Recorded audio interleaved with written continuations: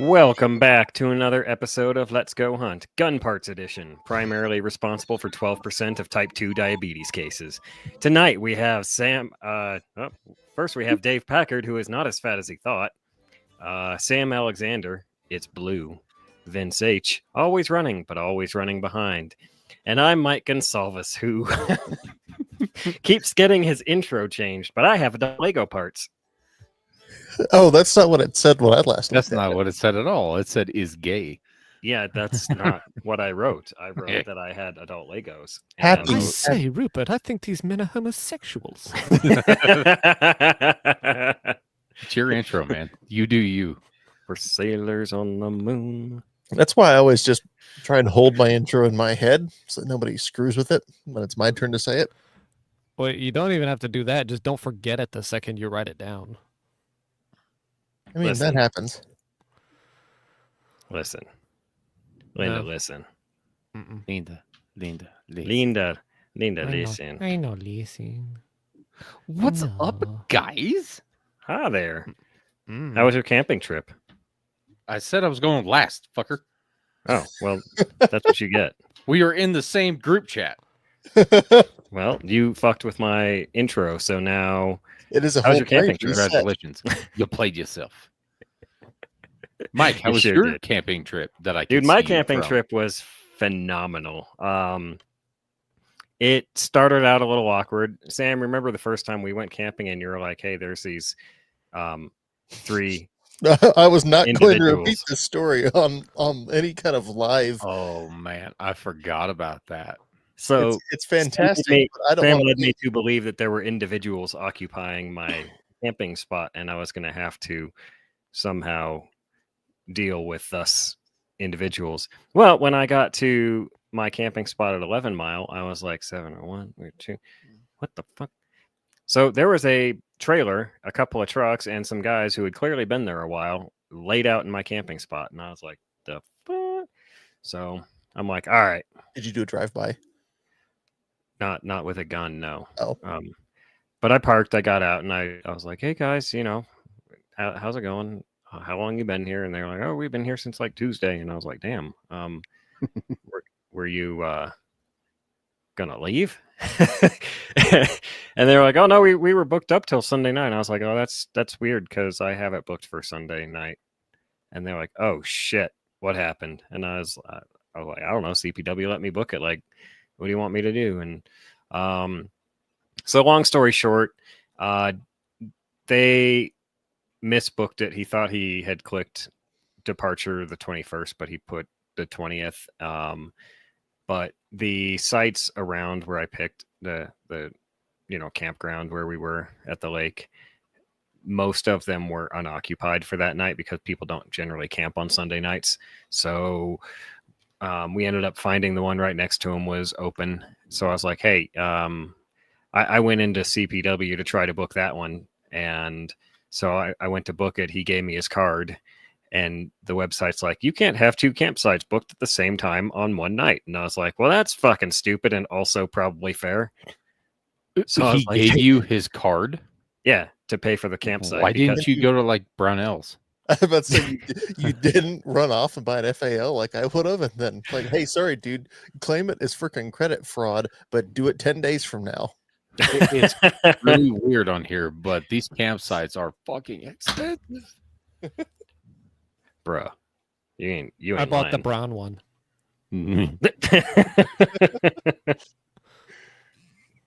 By the L in the river, it'll show up on your credit card statement as brown L's.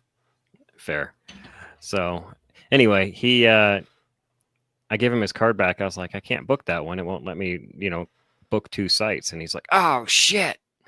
Like he may have been drinking since lunch, I'm pretty sure, but that's okay.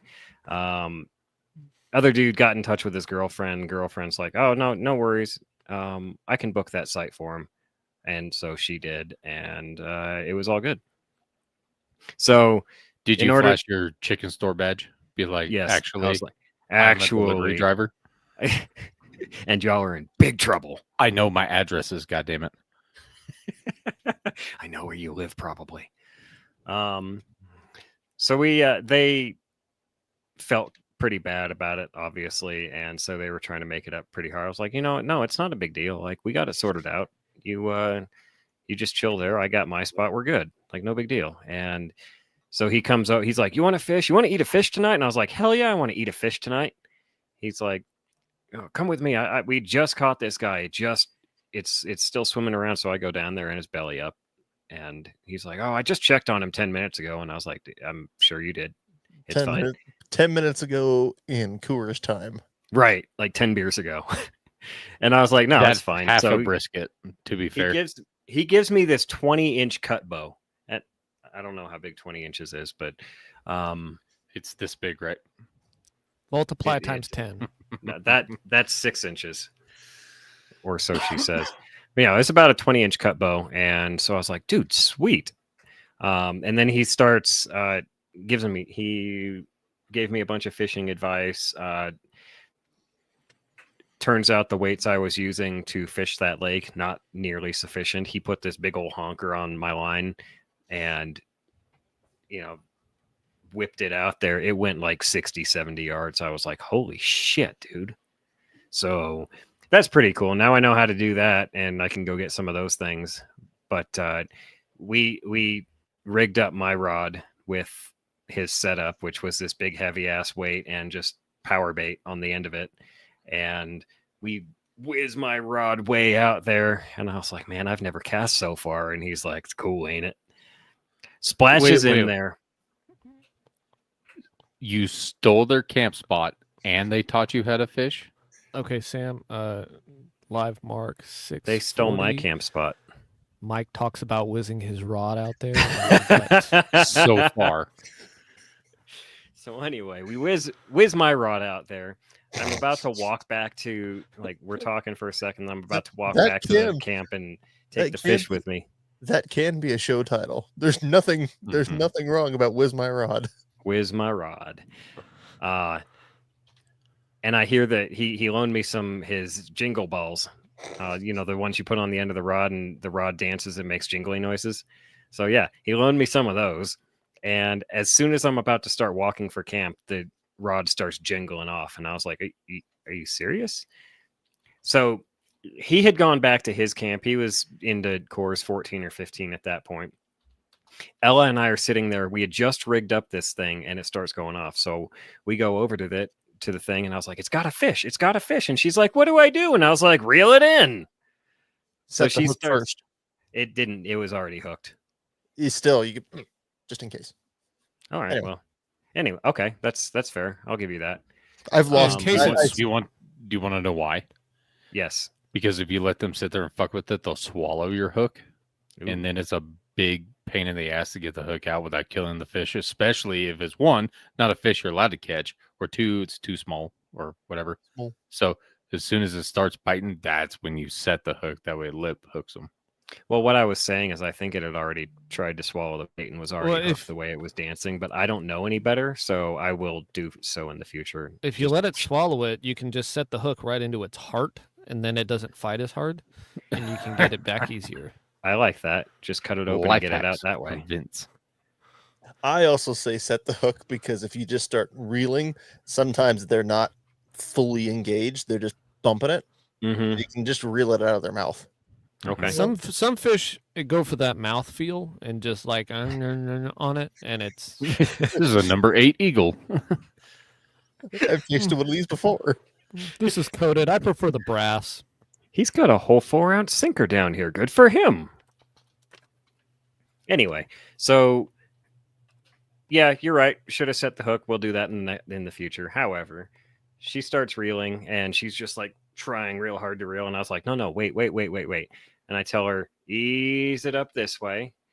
And then when he stops fighting, now reel it in as much as you can. And he fights again, let him go. Let him swim around. And then when he stops fighting, reel in a little bit more. And so she did that, brought him all the way into shore. Dude came running down. He's like, is something wrong with it? I was like, no, we caught one. He's like, already? I just threw that in there. And I was like, I know, man.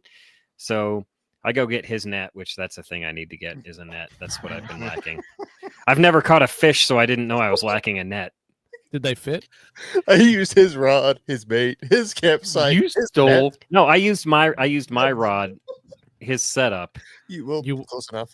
You wore his fishnets. You're like, hey, dude, can I take your waders too while I'm here? And I might need to borrow your girlfriend. I don't think he had one. Anyway, so I get the net. Daughter gets the fish close enough to shore to where I'm like, scoop. And look, Ella, you just caught your first fish. She was ecstatic. She thought it was the coolest thing ever. And then she was like, all right, let's go do something else now. True 7-year-old fashion. Tourist. Right. So we went and we just tossed that fish back. It was pretty good size too. I would guess 16 inches. But It's a man, very that was average fish indeed. for all those women listening. Perfectly What women? respectable fish. Yes. Perfectly average fish. So I go to start cutting up that fish for dinner, and dude's like, hey, let me know if you need any help or anything. And I was like, all right, cool, man, thanks. And then looked down at the fish and went, I'm not asking him for help. I've already had to ask him for his fucking setup, his lure, like all that. Wait, I wasn't paying attention. Is this the drunk guy? Yes. Yes, the one that he stole the camp spot from. Turns out he is Mike's now personal fishing guide, but also homeless. He's my fishing Garth. Fishing Garth. Excuse me, Rupert. Rupert, would you cast the line out for me, please? There's a good teddy bear. I would, I would do it myself, but my palms are a little sweaty. This Turns out- foam is not quite soft enough. Make it softer. Turns out I don't have enough experience cleaning a fish. I knew to go in from the. Really? I went in from the back up. Oh, The I always buttholes. start. I whizzed another man's rod and I went in from the back up. I do mean, what I you don't go will. in for the back up 'cause can't I don't want do to that drag one. butthole through the middle of the fish.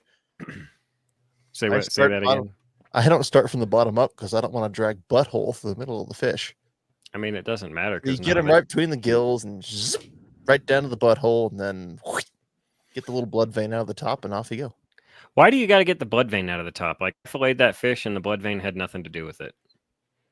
I was If looking you're at that going, filleting the fish, it's a little different than if you're like cooking the fish whole. Or if you're cutting, I oh, mean, Or, yeah, I do like it because it's just scaling it. there. That way, I can do whatever the hell I want with the fish Mhm. later. oh, It's not like it's hard. You just take your thumb and thunk. Yeah. it's Yeah. just a- I tried this one because the fish was so big. I don't know if I could not break it or if I had to stab it to get a little hole first, but like I didn't bother because I was filleting it. I was like, that's kind of pointless if I'm just but it's good to know for other methods. Anyway, if anybody saw the Instagram photos, you can tell I did a really great job of filleting that fish. Like So top I- notch. I'd What say kind that- of what kind of hatchet did you use? It was actually was I it brought my Grand Force Dremel. Brook or Fiskars? I I thought was he using the sharpened cutting wheel on the Dremel. I thought he sharpened the fender on the Prado and just grinded it out on there. With the Dremel, yeah. No, he sharpened the fender after he filleted the fish. Because I realized that dull fenders don't fillet fish very well. Eats it raw Exactly. and wriggling. Yes, precious. Where's taters, precious? Where's taters, eh? I haven't heard that in a long time. However, yes, I knew I did a really Okay, bad job yeah. of it, but it was a big ass fish, so I didn't really care. Like it was more fish than we could eat. So go I've ahead. been Sam. busy in the chat talking about jangling balls, and I lost track for a second. This is the fish that you stole from the man, right? Correct. Then Because the fish that you that- caught, you threw back for some insane reason because you Because the- just like torturing fish. because the fish that he gave us was already dead, and the fish we just caught was still Could've killed him alive. And I too was and like, brought him home yeah, like- I didn't. later. I don't have any ice in my, or I didn't have any ice in my cooler. How Well, the not enough. fuck? You take went that back. camping with no ice. I had one night's worth of ice in my cooler. All my drinks and shit were still cold the next day. It's an icy tech. Like I Yeah, it didn't would've need a kept lot the of fish ice. cold. It would've kept You're the right. fish It, cold. it probably would have, but then I would have had to deal with a See, fish at home, and I No, really no, didn't. no. See, this is just a long-winded excuse because he's turning into one of these fish sadists who like catches the fish and then plays with the hook in its lip a little before ripping it out and throwing it. Listen, if We showing cans. There we go. they hadn't, I don't even have anything to drink. Oh, what's up, If Kyle? they hadn't given me the fish, I would have kept the fish. But if they hadn't shown me how to catch the fish, I never would have caught the fish. So really, So it's some kind of Native American, like spiritual equalizing out the fish thing, right? yeah, I'm not really sure what's going on here. Let's just move on. Neither am I, actually. Filleted up the fish. That was phenomenal. Used the cast iron because cast iron. I did see Um, the cast iron, and I was impressed that you packed cast iron. So I do have a kudos cast. on that. That cast iron lives in that box in the back. That's why I built the box in the back to store Well stuff done, like that. Samwise. So Dr. Scary Guy has it right. Give a man a fish and he'll eat it. Teach a man to fish, he'll throw it away. Gideon Optic says if you fuck the fish No, before you no, throw no, it back, no. is that better, Sam? Only if it's a largemouth bass, because the small mouths just don't fit. You hear that, ladies? Oh gosh, man, you killed him on this one, Dusky. Some dude grabbed his pole and whipped it out and jingled it and gave him a fish. Amazing. You guys are fucking awful. You're the one who talked about whipping your pole out there, and then the jangly balls you put at the end. Most outdoorsy gigolo ever. And later on, you're going to be talking about just the tips. I mean, they write themselves. Vince had to excuse himself, but now he's back and disgusted. Are we done? Oh, I can be done. I can move on. I didn't have to do this week. Feel like we All right. all have to go I to think we church better- after this conversation. But our So question moving- is, are you finished? No. I need you all to finish before I can finish. Don't lie.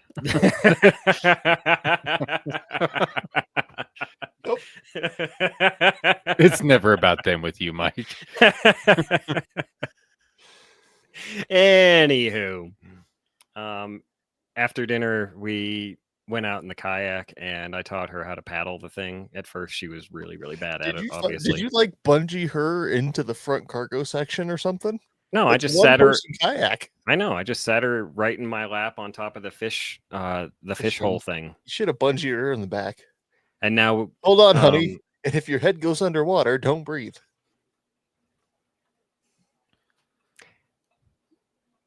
What? Just She let him tell cannot the breathe story. We're never underwater, gonna get Mike. done. Yeah. maybe she can. Maybe she's a fish. You don't know. Continue. Went out for a very nice sunset kayak. She really enjoyed the boat. I really enjoyed taking her out. Like, we had a lot of fun. So we did it the next morning. And when we went out the next morning, it was about 9 o'clock in the morning. The water was nice and calm and peaceful. And we paddled out around an island looking for ducks. This island they call it Bird Island, literally covered with birds, covered with pelicans, seagulls, that I don't remember that blackbird that's related to loons that you see flying around individually. I can't remember the name. Anyway, I'll look that up another time. But there were plenty of birds. The campsite we were camping at was literally next to a duck nesting ground. So Was it a there were ducks cormorant? there. Yes, that's it. That's why I can never remember. It's a tough name. But yes, it's a cormorant.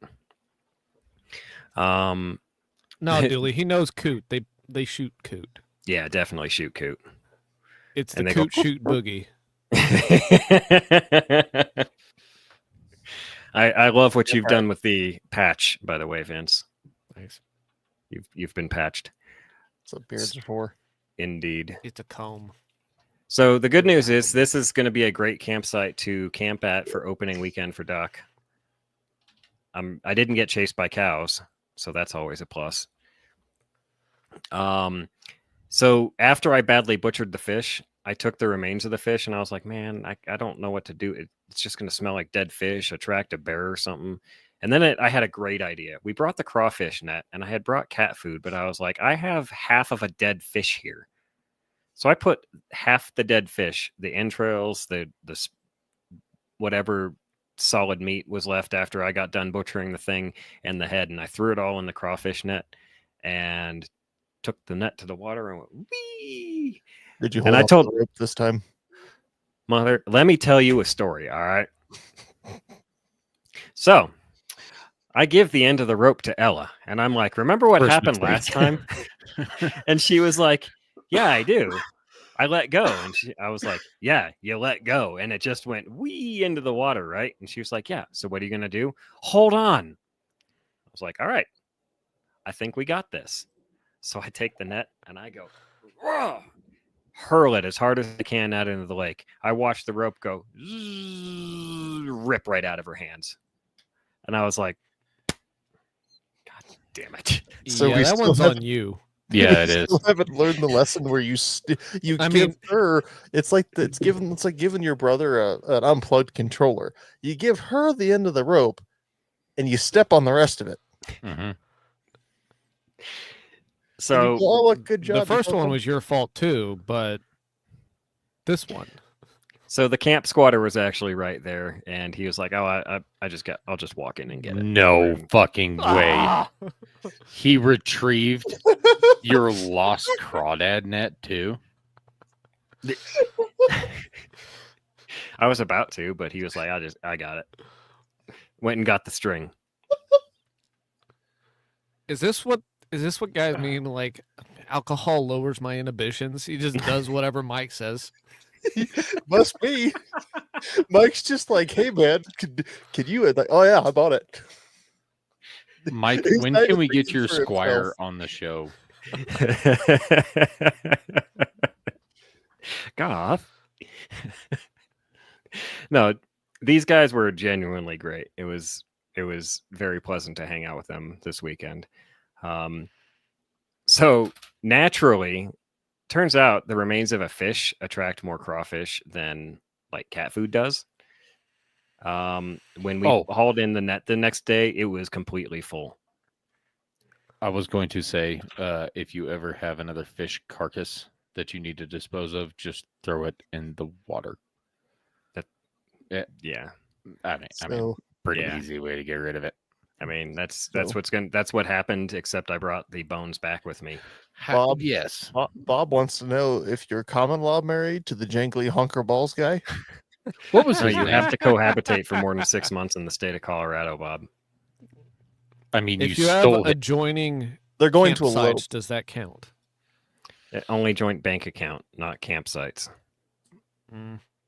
Joint bank account, living Yeah, together. IRS doesn't have anything to do with this yet. The only elope or Mike does this antelope. Oh, look at his face. Dude, That's the type of joke he would have made. And then he'd been like, Yeah. yeah, right. It's Yeah, funny why do you face. think I'm looking? I'm mad I didn't get to make it. Oh no, Yeah. no, that's not what he meant. Did I you guys like appreciate my that- Mike joke? I appreciate that Dave failed at making a joke, not Mike this time. I appreciate that also. Oh, look at that. Dusky You became can't a win them all. Dusky became a monthly supporter, as if he thinks that will make him more of a human in my eyes, and We not a have swamp monthly creature. supporters. Only Dusky because he's a simp. Mm, I mean, Anyway. he to has leave- been our biggest simp ever since episode 1. That so means he has to go live at 11 Mile and do Mike's bidding. oh, Dusky, retrieve my crawfish net. Thomas Um, Leeds wants to know when did the beaver stories start again? Oh boy, sir. 10 more months. 10 more minutes. Less than that. My Well, it's Mike's story right now. So I know. So yeah, we got a completely full net of crawfish, took them home. That we did that very last thing before we packed up, just pulled them out of the water, threw them in the truck, drove home. Had so many that it took 2 buckets with water because they were swimming out of the first bucket. They were so full. I ended up one of them Bass Pro crawfish boilers, in the ones you can hook up to propane tanks. I got one of them, and I have no idea how to hook it up, so I just took the giant pot they gave me and I put it on my stove, and it took like 20 minutes to start boiling. But the whole thing that you dip into the water, completely full of them. how does it feel to just murder little creatures basket. by It's called boiling them? called a Yeah. basket. Thank you, Dave. The basket. Yes. When I get on stories, I forget the names of simple things. How does it feel to murder creatures? Well, Good. What? Wait, Delicious. it felt great until I had to rip their tail meat out one by one for the next 2.5 hours. Eh, Yeah, that part really fucking It sucks. really does.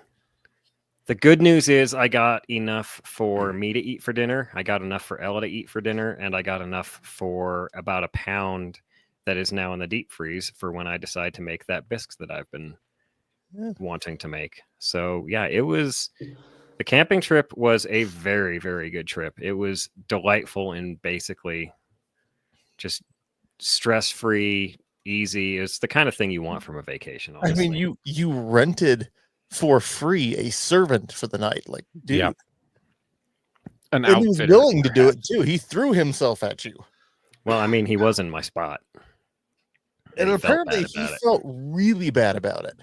Sheldon Like goes kind camping. of strangely bad about it. That's my spot. That's my spot. you're in my spot.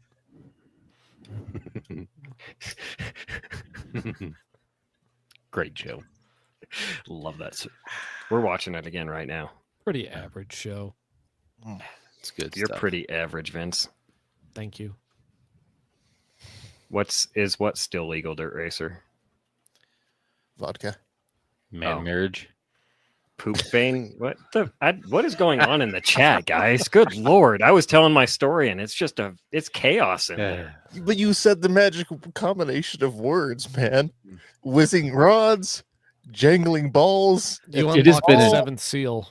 Entertaining The 26 minutes. beast emerges. That's why And I that's why we always let me go first. Yeah, well, Oh, wifey's home. nice guys let that happen. Anyway, Nice guys finish last. speaking of dirty phrases that you never thought you'd actually, or actually no, speaking of phrases that sound dirty but are not. You want to hear a new Samwise, one? tell I me about invented? your beaver. You want to hear a new one I invented? Oh, Mhm. Ask me about my Oh, shit, beaver. I've written it down. But essentially, it was, I'm gonna go out on the, I'm gonna go out front now, and flush my wet beaver over my knee. mm, Kiki. hmm mm, hmm mm. How did your beaver fleshing go? So it turns out over I your got this knee? optics mount here in the mail. Not it was gonna be, I was gonna delay. Leave some suspense. No. So I decided I was going to do something exotic and brave and try and flesh and tan one of the beaver hides out myself this weekend. Where should I start? I should Und? start by saying you should really have the proper tools for these kind of things. That tends to help. Damn it, Bob, stop So- distracting me. As So I'm with a- using a pencil to assemble a slide. So first of all, I didn't know exactly what I was getting into. I was mixing up drying a hide with tanning a hide in my head a little bit, because what I had in my mind was the process, which is turns out to be drying a hide more, where you flush it down, and then if you have a hoop, you hoop it, or you can nail it to a board and get it stretched out. Turns out I have to do that with tanning a hide. It's a different process entirely. So that set me off the wrong path initially. Catch my breath.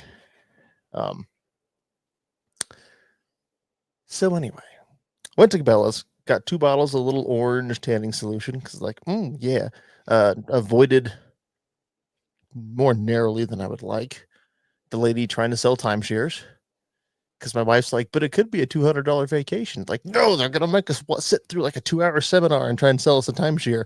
Oh, but it wouldn't be that bad. Yes, it would be. Got back home, started the process of fleshing the beaver, which, well, I thought I was going to just hit this thing with a freaking power washer and off to the races we go. No, it turns out my power washer just bounces back at me. It does nothing to this beaver hide. It's like, oh, Wah, wah. that's disappointing. So then I thought about throwing it in the freezer again. I thought, what I really need is a big fleshing knife and a A fleshing board. What's the name for it? There's an actual name for it. I would call it a fleshing board. So would Yeah. I was like, Okay. didn't you just use the name? Well, whatever, a fleshing board then. So, Which so I when had I was previously mistaken as the fleshing board only being for if you're gonna case skin something out, which is where you don't split it up the belly, you cut it around the asshole and turn it inside out, basically. So when I was tanning some hides a number of years ago, I looked into a fleshing knife. I bought like a scraper, a hide scraper, like where you take the hide and you stretch it between the poles and stuff, and then you take the scraper and you just scrape the meat and Mhm. stuff off the hide. And that thing didn't work. I mean, so the best I could guess is that if you left the hide, say, sitting out for a while so that the meat started to separate from the hide, but also the hair started to separate, you could use the scraper to just scrape the stuff off, and then you could tan the hide into leather. And then you have nice leather, but then you don't have like a nice pretty beaver hide. So, Julie's got it. Fleshing beam. yeah, fleshing beam. I'm not sure, like a fleshing knife. Are you thinking like a two-handled knife, like you have something I on have each done- side? I've done the research and watched. There's a guy. Oh, I should have memorized his YouTube channel name. Dude up in New Hampshire ways, who skins out probably 40 beavers a year. Oh yeah, he's got he got the fleshing beam, which for the people who don't know, looks like a miniature surfboard almost. It's kind of tapered off at one end so that you can get the hide kind of hooked on that end and get a lot of downward pressure with a Mm. two-handed fleshing knife. Yep. Yeah, it Super also sharp works. on one end, 90-degree cut off on the other, so you can scrape and cut with it. If you have a good skin, you can use a skinning knife, but also if you have a hatchet that has a pretty flat blade on it, you can use that to scrape with. Just hold the head in your hand. Don't mess with the handle or anything. Just use it like an ulu and just scrape with it, and you can just tack the hide out to a board and then scrape the flesh off that way. That's kind of what I did with an otter hide, but I used a bunch of different knives. I tried multiple ones to make it work well. None of them really did. I put a bunch of holes in it, but I eventually got it tanned out, and it held up for a number of years. But yeah. So I started down a similar path because I was like, I don't want to put this back in the freezer. I want to attempt something here. So then I tried to do it the mountain man way, which is you put the freaking hide over your knee, hold it up with your left hand, push down with your knee to get a bit of a stretch on it, and then sit there with a knife and just flesh and flesh and flesh and flesh. And this is a 53-inch beaver, which you measure beaver nose to tail, and then well, not nose to end of tail, but like the base of where the tail was, and then across. So basically, the two widest measurements. It probably took me an hour to get it like 85% fleshed out with a Mora knife, and just sitting there wiggling it back and forth. I did not. I'm just going to start off by saying I did not get it clean enough. I don't think. Just spoiler alert, I think by the time we get to the end of this, I will have learned a lot of lessons, and I've put a lot of freaking holes in the hide, and I'm probably just going to call it a net loss, but gain knowledge. Did all that with a knife. What? Sam, I'm going to fight you. do you want a tip? No, Not Mike's tip? I don't want Okay. any tips. Get the tips away from me. Not just the tip? Okay, so you take that hide and you get it stretched out. You tack it out on a board or stretch it between posts, whatever you got to do. You've got a lot of the way there. What you probably have mostly left is a bunch of subcutaneous tissue that's still on there that's hard to scrape off. Set it out and let it dry. Let it get mostly dry, and you'll be able to reach up and peel that stuff off like it's beef jerky that you're ripping apart. Just you'll be able to peel that stuff. Too late.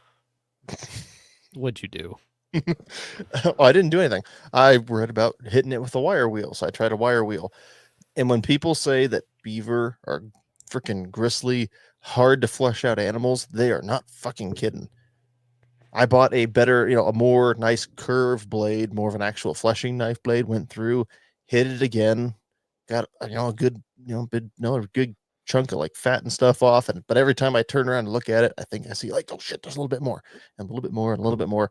Anyway, long story short, I followed all the directions in the bottle. I have gotten to the point where I have slathered the back of it with the tanning solution, folded it over, unfolded it. I'm just gonna see what happens at this point. My hope is it'll kind of start the tanning process. I may have to go back and hit other areas and then kind of hit it again. It's sitting right over there. I don't want to touch it though. It's got a lot of nice holes in it now that weren't there before. I've learned a lot in terms of I'm going to have to be more careful with my initial skinning. Not to be putting little nicks and stuff in the hide that before I'm so worried about getting, gotta get that. Need to slow down, do a cleaner job, get a fleshing beam and a fleshing knife, and then do it again and again and again and again. And hopefully by the time I get to Beaver 100, I'll be freaking plowing right on through them. So we'll see what happens. I like when you plow through beaver. That's my favorite thing. I like that you like that I do that too. We like that you liked it. He likes that you like that. I don't like this anymore. Excellent. So we'll see what happens.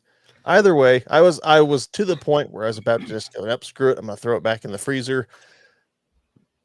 But with the few holes I've put in it, it's like, you know what? No, we're going to see how it turns out, because at the very least, I will have learned the wrong way to do it. So that when I go forward and try the next one, I'll know I don't want to skip this part, do better over here, so on and so forth. That's my opinion anyway. Do you have any plans for your pelt? I mean, not particularly. Yeah. Just to have it. I only got 3 of them to work with right now. So, that's the other thing. Bad summertime activity. Terrible summertime activity. Mm-hmm. A, it's nice to keep everything cool. And B, even if you're sitting out there in the shade and it's not too hot outside, it's still like, 70 degrees. Every neighborhood fly shows up to get on this giant pile of fat and meat. Mm-hmm. The good news is, though, I do have like 1.5 pounds of like just beaver fleshings that will come in handy for bait, possibly someday. Yeah, it sounds like crawdad bait. It could be. Hell, it could be bait for anything. It probably won't make it up to with me to Wyoming, because I'm not gonna be like, oh, here, put this in the cooler. Let's haul this all the way up there. But, yeah, Bet. it's been an experience. Put it that way. Yeah, But watching nice. the dude on YouTube attacking this with a freaking fleshing knife, now granted, he's probably done a couple thousand of them at this point. It's like, oh, so that's how it should be done. I watched a lot of videos of guys like kind of doing it right with the fleshing knife and it being like, okay, but that doesn't look a whole lot better than what I'm doing. And then watching this dude, yeah, he attacks it with the sharp side of the blade, and it's just like you can see it just down to bare skin. And he gets to the edges, flips it over, scrapes off the rest, and then moves the hide and does it again. Also, he brought up a good point on skinning, which is, especially if using a fleshing beam, I've been splitting them out for my initial skinning cut all the way to the jaw. He stops basically right at the throat so that he's got the face to hook onto his fleshing beam as a starting point. That was neat. excellent. Does he also use an air compressor? No, Oh, but I may try that at some point.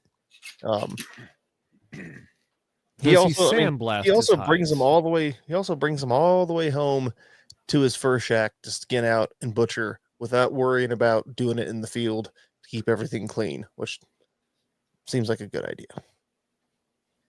Also skins them gutless, and doesn't take. He only takes the rear legs and then the back straps. He wasn't messing with the front legs, but maybe that's because there's not a lot of meat on them.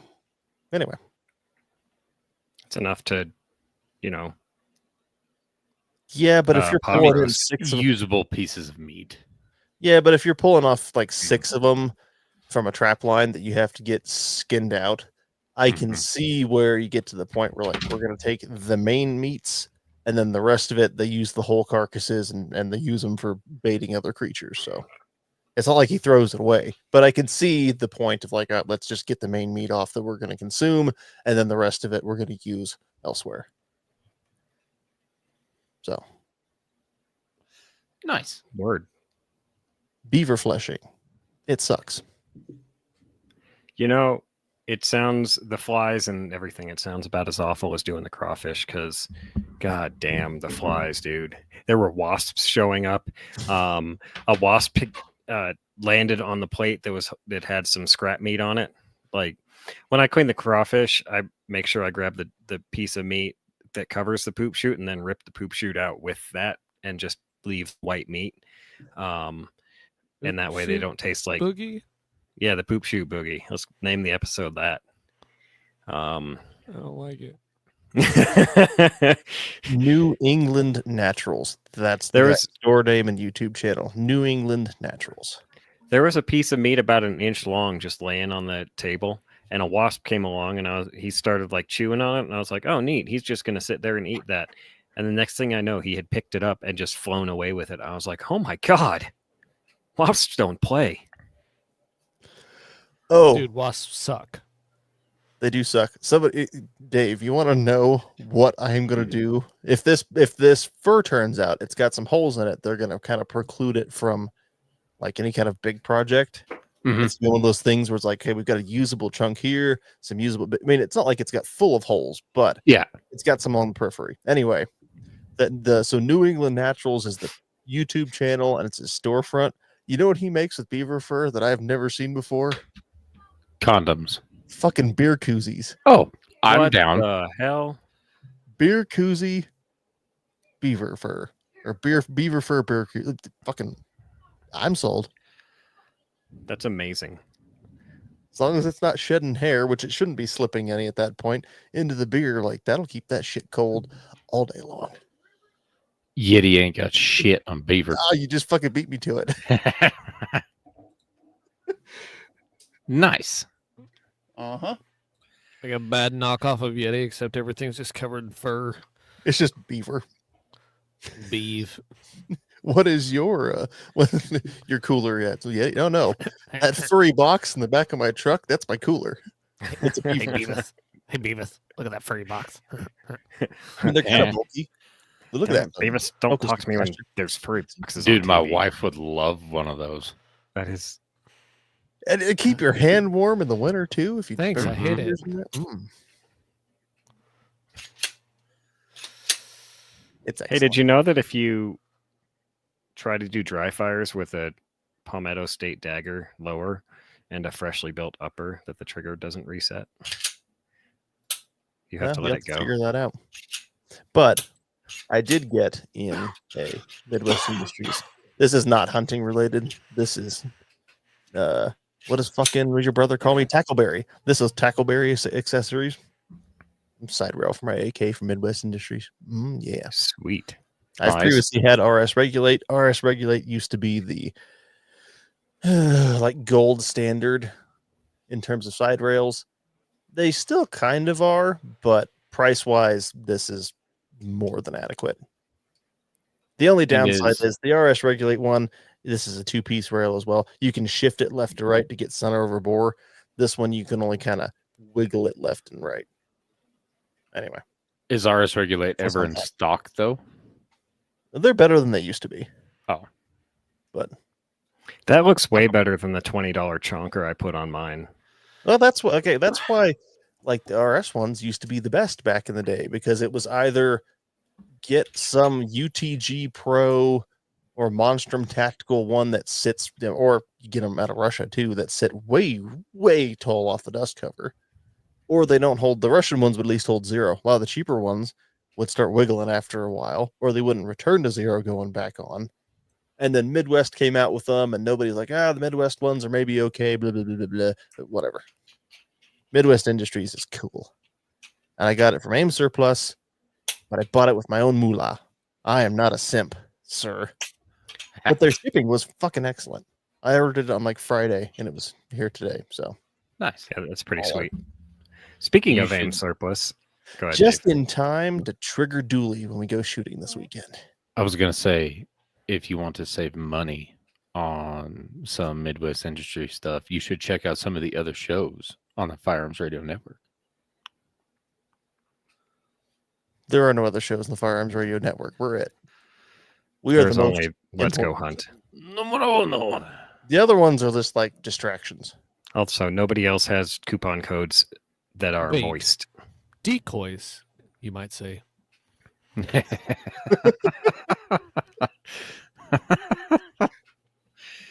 I like how Yeah. Vince's drink sticks way out of his koozie. It's Or a are we big can koozie and a little aficionados now? koozie. We are. That's my koozie from this weekend. I got it for doing RO stuff. Nice. What'd you do this weekend besides RO stuff? I went and did my competition. I went to the team run and gun at the Burial Mound Shooting Center. So that was kind of an adventure because I got off work Thursday and went home like, okay, I need to go load up the van. And as I'm loading the van, a red wasp. These red wasps have been living around the eaves of the house, and they have left us alone all summer so far. One of them tags me in the head about a half dozen times. Oh, Jesus. What a dick. Yeah, like right at the top of the forehead here. Ow. Like the hottest headache I have ever had. Instantly. And I was like, I was mad. I was mad. And it matters because so I get everything loaded up, and the next morning I'm up at 4 on the road at 4:30. And as I'm when I woke up, my forehead was sticking out about a half inch further than it normally does. And so I had to take a Benadryl at 4:30 in the morning, along with a bunch of ibuprofen because, man, it hurt. And as I'm driving, I can feel the swelling slowly migrating down my face Oh. and into the bridge of my nose, my eyelids, and my upper cheeks. So it's just like I'm on my way to a shooting competition. Like I need to see. I hope my eyes don't swell shut. Show up looking like Kim Jong-un. Something. Like, yeah, it was bad. It was bad enough. Like the entire. So the ROs run and shoot the event on Fridays. The entire time that I was running, my glasses were like my cheek was touching my glasses, which they're not supposed to do. Because my cheeks were swelling because that's, the poison was all migrating down into my nose and sinuses, and I couldn't breathe through my nose, and now I'm getting acne breakouts around my nose, and I think it's all related. Anyway, It might be. that's the backdrop for this entire shit show. The other part of it was, it's a team event in the summer that they started that last year, and they did it again this year. And my teammate backed out because he was having some medical issues. He ended up actually running the event, but he walked it, right? He wasn't doing it competitively.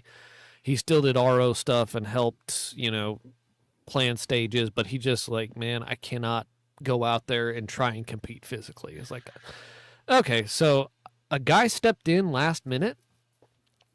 Turns out he's a match director for the 7.72 gun in Paducah, Texas, which is another run and gun event. He's also the sheriff out there. And his name's Mark Box. I'm not blowing up his spot. He's a public figure. He, doesn't care that his name gets thrown around, but he's the match director out there at the 7.72 gun. He stepped in last minute to be my teammate, and so I met him early in the morning when I got there.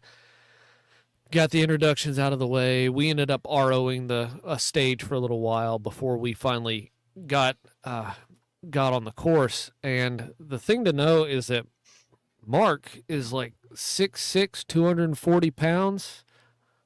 I am not 6'6" and 240 pounds. So there's like a physique Two of you. offset There's a here. discrepancy.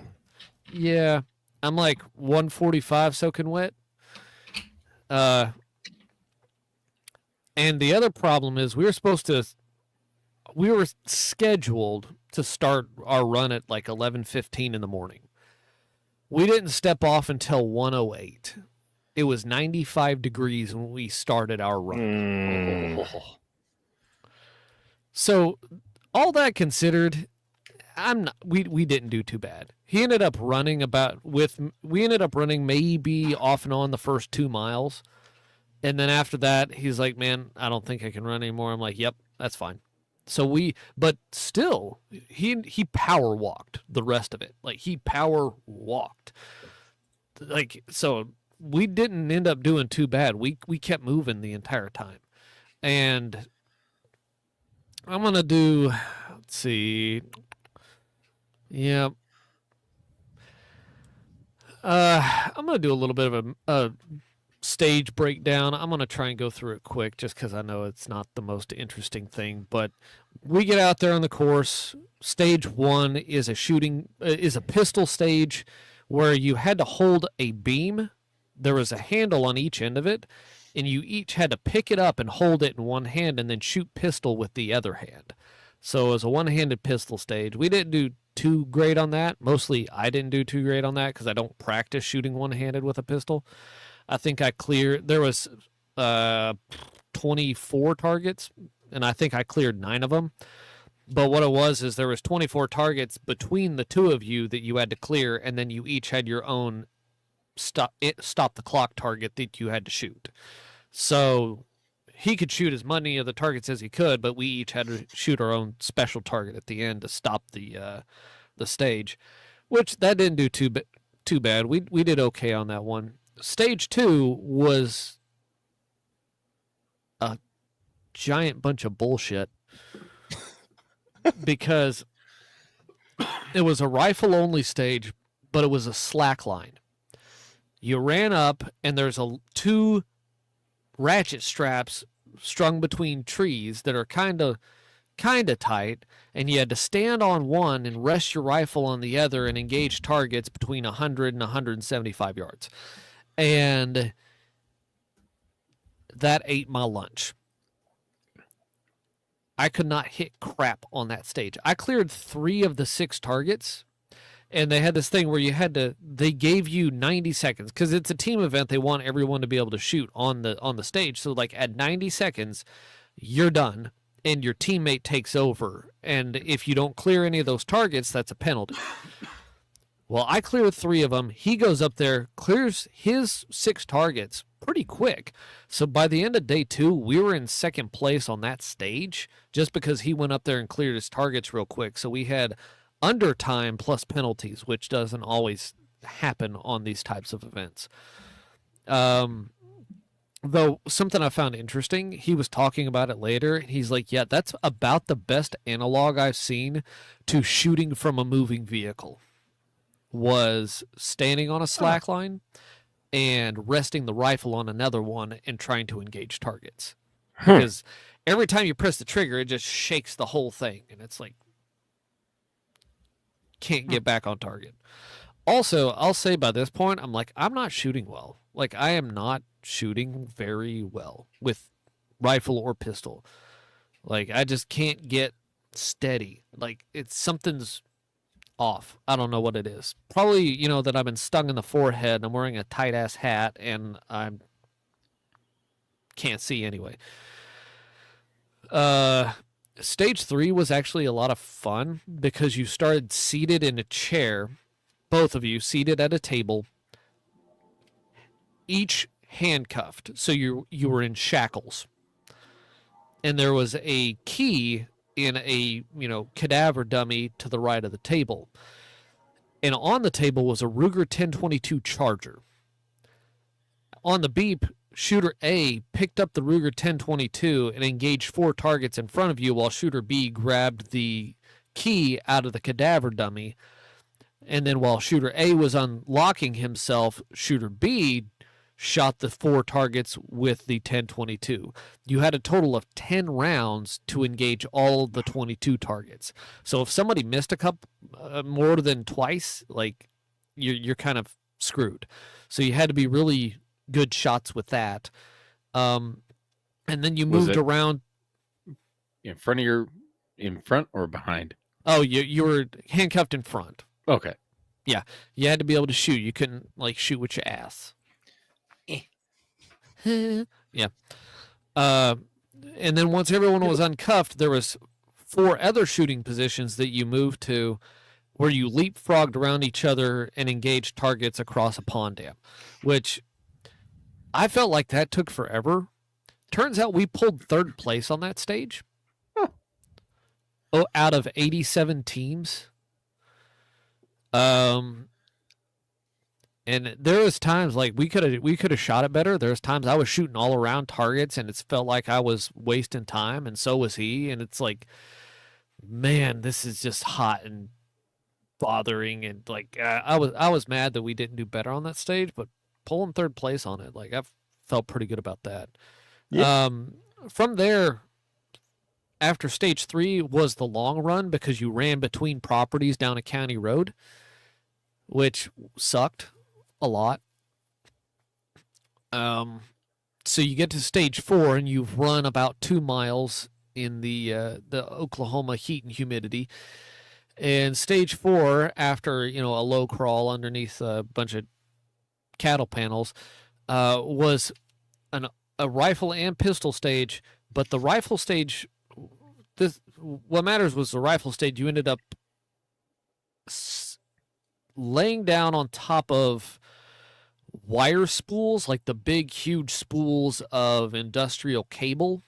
Like You mean those wooden ones, like- spools. Those ones that weigh like 40,000 pounds and trucks haul them around, and when one of them falls off, they just never stop. Yes, except just the spool, not the wire. There's no wires. Just Oh, the empty okay, okay. spool. Okay. Gotcha. And one side there was 1, and the other side there was 2 stacked on each other. So it's about 4 feet tall each. So one was 4 feet tall, the other one was 8 feet tall. And you had to shoot your pistol targets and then climb up on those. So I ended up on the one that was 8 feet tall because I'm the smaller guy and I can climb better.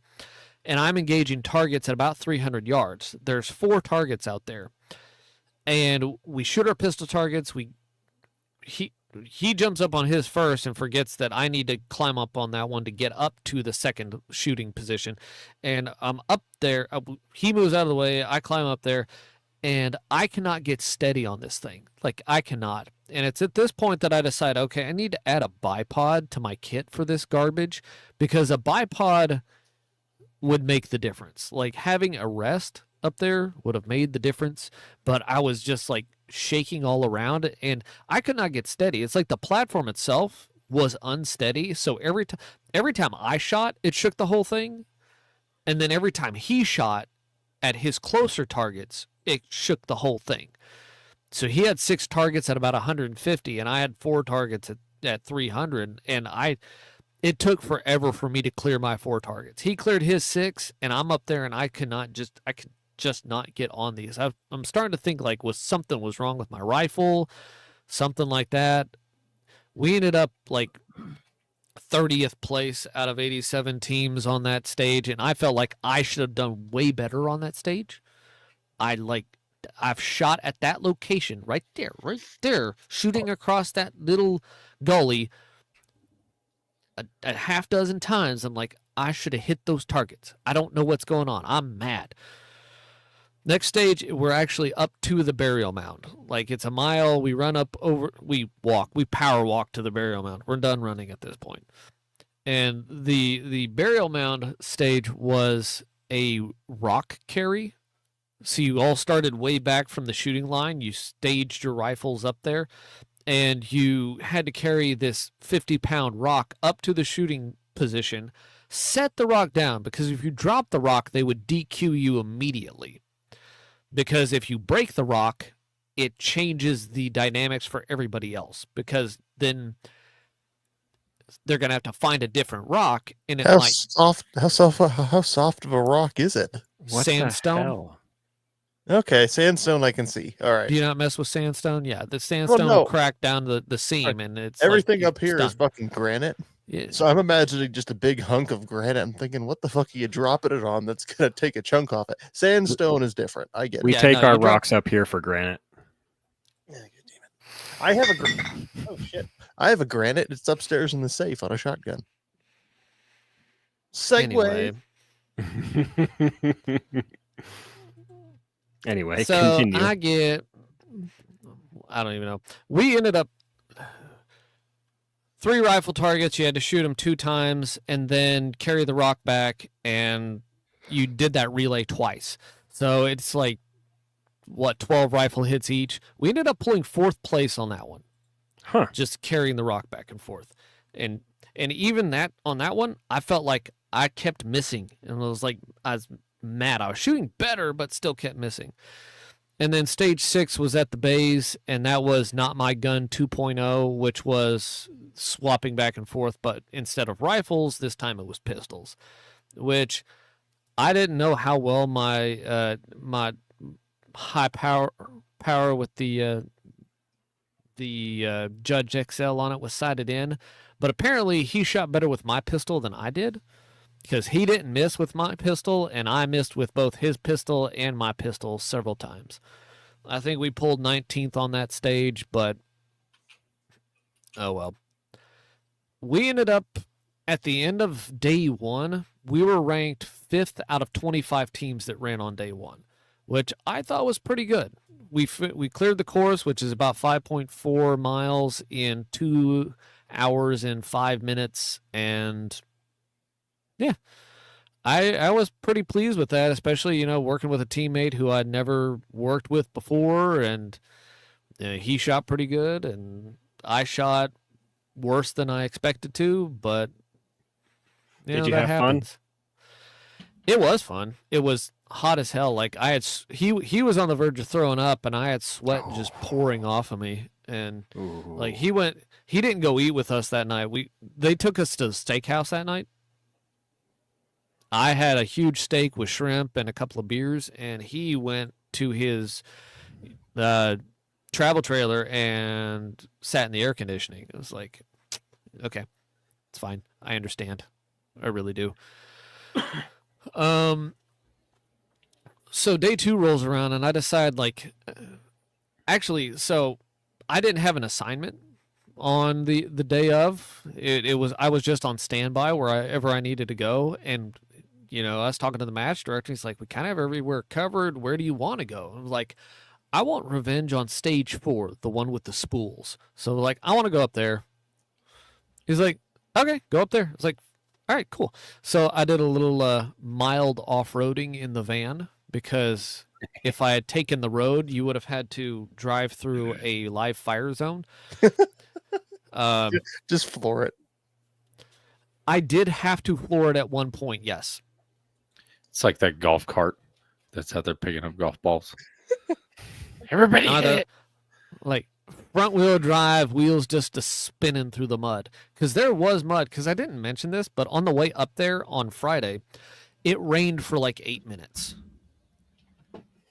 And so everything was soggy, and everything, there had been plenty of rain up to that point, because if anyone's heard about what the hell's happening in Oklahoma this year, there had been plenty of rain up to that point, but then, it rained for 8 minutes, so it got to be extra humid and soggy for the weekend. I went up there, and I took out my rifle that I ran with, and I got on top of that top spool, and I just started nailing those 300-yard targets. And I'm like, yep, it was just me. Like, it was totally just me. I was just not pulling the trigger well. I did take a rest up there, and I folded up a blanket and rested the rifle on it, and just do. So the rifle was sighted in. There was nothing broken on it or anything like that. But then as the day wore on, I started to realize, if shooter A, who was on the lower spool, put their foot up against like shooter B's spool that was stacked on the one on the ground, every time shooter A shot, it would shake the other spool. But if you didn't touch the other spool, it didn't do that. So I started realizing Box must have had his leg up against my shooting position while he was shooting. Because while I was shooting, it was just shaking all over the place. And I was like, I started to realize that. I was like, okay, that explains a little bit of it. While I was there, I also took my other rifle that I had with me that has the Guardian on it, and just shot a little bit at 300 with the 1 to 10, which no surprises, did just fine. My coyote rifle, which I intend to use again, though I did move some suppressors around. I think I'm going to use my titanium suppressor on the run and gun rig, but other than that, everything should stay about where it is. I did try and get a different mount, but they sent me the wrong one, so I had to use an old one. Love when that happens. Yeah. Oh yeah, you wanted the lightweight mount, right? Not the chunk. Yeah, and Amazon apparently doesn't look in their boxes, and they sent me the chonk ass mount Jeff from Bezos Swamp strikes Fox. again. The other thing, while we were sitting out there a little bit, I took my pistol out and shot some of the pistol targets, and I was just having fun with it. And I started getting stovepipes, and I think I grabbed my Skittles mag again from all of the range pickup from a previous run and gun, because the recoil was different on every single round. I was like, what the hell is going on? But then I was looking down at it and realized, why is the battery compartment on my optic sticking out? So the screw had backed out somewhere along the line. I don't know if it was that day. I don't know if it was the previous day while I was doing the run, and I don't know if it was at the range when I was messing around with the gun the first time. But the screw was gone. Ooh. Just GONE gone. But the dot never turned off, even though the battery compartment was kind of sticking out. Like, the dot was still turned on, and like everything was working. So I sent them an email immediately, like while I was out there still on the stage, like just their contact box on the website, and I got an email back Monday morning, like, screws are on the way. Here's your tracking number. It's like, cool. Thanks, guys. Thanks, Bob. Thanks, Bob. So that's on the way. That'll get fixed, and then I'll mess with ammo and see if it's the gun or if it was ammo causing stove. It did not stovepipe during the event at all. Nothing bad happened during the event, but I got some stovepipes while I was out there messing around on the range. So we'll see what comes up with that. It was my Rhodesian brushstroke, high power, so beautiful. Nice. I spent about 9 hours out there on that stage that day, and I was wearing my sun shirt from Camerado, and I'm glad I was, because oh my goodness, it was hot. And I picked so you have that decision. You can wear lightweight clothes and bake in the sun, or you can wear like extra covering and bake under your clothes. And I chose to bake under my clothes and drink extra water. I also finally tried the Element electrolyte powder, which turns out is absolutely delicious. I was kind of surprised. And the more you sweat, the more delicious that kind of stuff tastes. What flavor Camerado sun shirt were you wearing? I was wearing the Scout, but my favorite flavor of the Element is the mango chili flavor, which it's like a spicy mango flavored electrolyte. It was actually it was delicious. That sounds good. Like I got it at the last one, but I was like, I'll try this whenever it's hot, and I finally got to try around to trying it at the next event. So they had more Element out there this time. Turns out that so my run partner Mark, Element first sponsored his run and gun. That's where these guys found out about Element sponsoring shooting events, because he had an electrolyte sponsor lined up, and then when they found out, like, oh, this is a shooting event, they backed out. But Element, when they found out, oh, this is a shooting event, like, here, take all the stuff, like, take it. Yeah, cool. Shooting sports, great. So Element, good stuff. I don't know if anyone there. I don't know if anyone there is specifically gun people, but they don't shun the gun community, so that's worth something.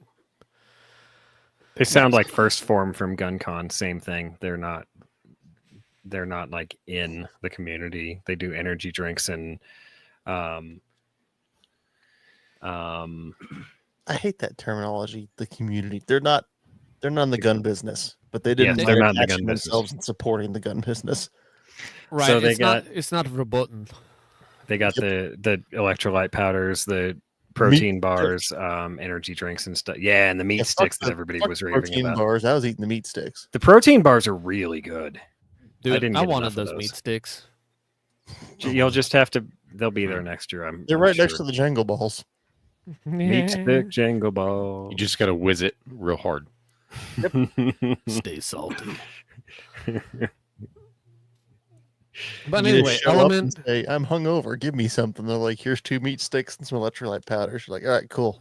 Thanks. I also found out that you can. Well, I knew this already, but at one point I realized, oh, I have over electrolyted because all of my muscles are starting to like tense up and it's feeling like painful. And like, oh, I need to just drink water. I need plain water because I drank like 2.5 pouches that day, and that's a lot of the Element because it's very, very salty. How much did you mix it with? 1 quart? I was mixing 1 pouch into a 24-ounce bottle. No, a 20-ounce bottle. Yeah, 20-ounce bottle of water. Yeah, So when I do the freaking, I use my wife has a freaking case of the, I can't remember what brand it is. It's some, whatever. I put that in a 2-quart canteen because it's way too fucking strong. It is very Anything salty. less. By the end of the day, I was starting to get like, I'd try and bend down and be like, why do my muscles feel like they're on fire? And so I chugged like 2 bottles of water and I felt better. It was like, cool. We had to pick up all the brass at the end of the stage this year I because saw that picture. yeah, I ended up taking a 5-gallon bucket of brass home of 9mm and 5.56. God damn. Jesus. Yeah, You didn't have I'm any random weirdos like me who showed up shooting 308 and 45? I found 5 rounds of 308 at that stage. Yeah. All right. So the guy missed once. Good for him. Miss more next time. Yeah, there's some 45. I threw those out with the steel case stuff. Didn't need that. 40 Smith and Wesson. What are you even doing out here? Anyway, Hey, don't say that. They could be listeners to our show who last week were like, I'm going to go buy me a 40. And then I'm going to put a 9mm barrel in it. No, they didn't do that part clearly. but Speaking of 9mm barrels, I got a present from AIM Surplus. They sent a JTT, just the tip barrel, to me, and one for Dave as well. I just got to get it Simps. to Dave. Listen, Simps. I am really, really stoked to try this JTT out. I have a competition at Magnum on Friday, so Simps. Hold up. Did you Hold say up. I got a barrel? yes, that's what I was holding up for you. I got a bear. I thought that was yours. No, this one's for you. Oh, well, fuck He was me, I gonna, he was guess. gonna make you beg for it. That's what I He was. was going to make you beg for just the tip. Yes, please beg just the tip. Just the tip, Daddy Mike. All right, I'm not done before you get too far off on a tangent. No worries. I just I wanted to shout out AIM Surplus and Kenji for the just the tip barrels. We are super stoked to try those out. So Mike thank you. hasn't got to interject in a while, so he had Yeah, to I- get it out of his system. I had to say something, man. Go ahead, Vince. So we get packed up, we get everything back to the base. I go grab some boudin sausage because they brought us some for lunch, but they didn't bring us barbecue sauce, and it's just disappointing. So I went and got more. Hang out for about an hour and a half, maybe 2 hours. They finally get finished up. Guys get off the course. Most guys in the afternoon walked, understandably. And at the end of these, there's always you have your awards for everybody. and then they have prizes. Sometimes they give prizes away to the top finishers. Sometimes they give prizes away to, people who do well on specific stages, like you complete a challenge that no one knew about.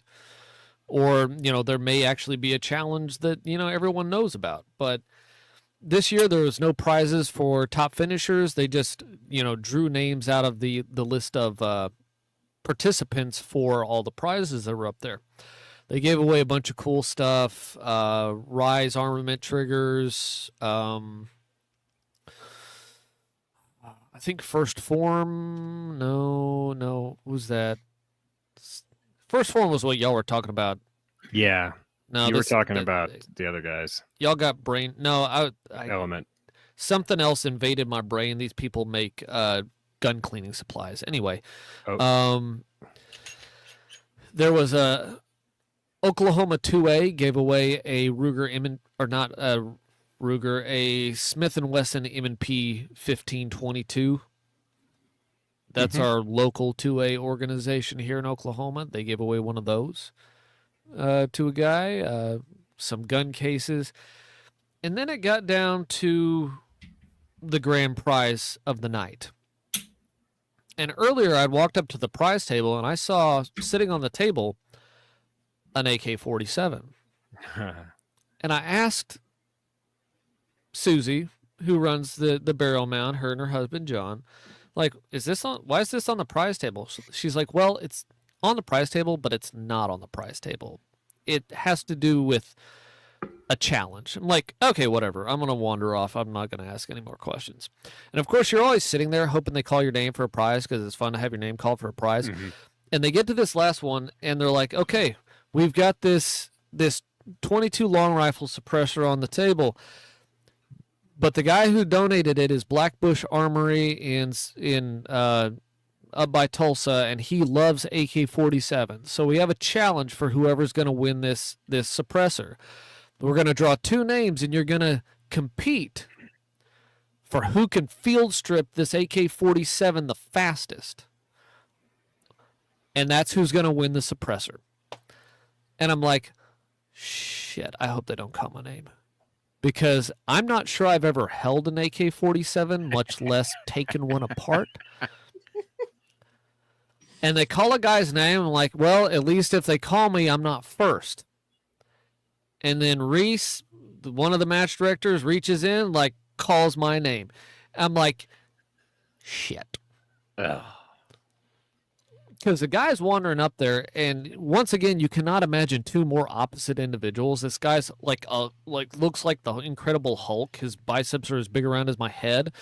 I'm like, but he's wandering up there, staring at his phone intensely, like because he's been looking up how to field strip an AK. Oh, And I'm like, I'm not even gonna. Like, I don't care. I know one thing, and that there's a button on the back. Like, I could see that just by looking at him before. I'm like, I bet I'm going to start there. But he's like, you want to go first? I'm like, no, they drew your name first. Have at it. Like, he's like, okay. Like, so we're up there, and so they start his time. And I got to say, guys, like, sometimes sausage fingers aren't good for much. And this was one of those times. It took him over 5 minutes to field strip and reassemble this AK-47. But still, having never been inside one, I'm like, I have no idea what I'm going to encounter in here. He finally gets it back together, and during this whole thing, I wandered up to the other match director, and I'm like, first, actually, I gotta say that he got up and said, hey, if you've never field stripped an AK, just, let us know, just bow out. I'm like, I'm not going to bow out. No one's going to bow out of that. Like, no, I'm going to go up there and fumble around with it for 30 minutes. I don't care. So it finally gets to be my turn up there, and I'm like, okay, how hard could it be? Turns out, not really that hard. No, they're easy. There's Russian girls who do them on fucking YouTube. At least they used to be. YouTube probably pulled the videos because they don't like disassembly of firearms Yeah. now. There's fucking Russian girls who do it in like 10 seconds. I watched a guy Yeah, do let it me- with his feet. Vince, let me ask you, how far did you field strip it? Because I brought up a picture of field stripping an AK, and this is exactly how I field strip my AKs when I clean them. Cover off, spring out, bolt and carrier assembly out, the rotating bolt out of that, the top of the handguard off, the Yeah, gas tube, and the tube mag comes out, off. and the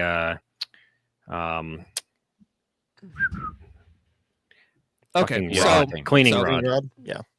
So That's it. I did what they required him to do, which he took the cleaning rod off, the dust cover, spring, bolt out. That was it. That's all they required him to do. They It didn't took have him do the 5 gas minutes tube. to do all Yes. Well, most of that was him putting it back together. that. Okay. Because he forgot that everything's supposed to go back together, and he was trying Oh. to Yeah. like just smack it. Use those monkey fists.